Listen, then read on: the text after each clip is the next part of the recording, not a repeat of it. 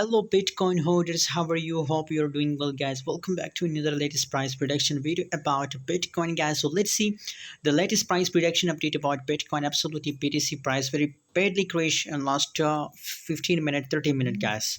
So before starting this video, if you're new in my channel, subscribe, and if you want to join Telegram, so join now. The link is available in the video description.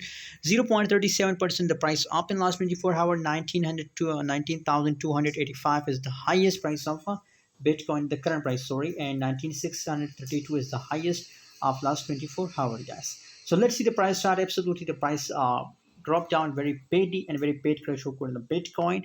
But just wait for the confirmation now. I think it's going to retest. You can see now the price again start bullish. So let's see in the price statistic update of Bitcoin that what's going on in the market. And after that, we can easily predicate BTC, guys. Let's see here.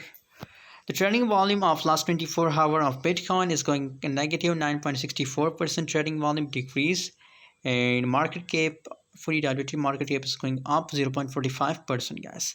But trading volume is negative, guys. 0.38% positive price change.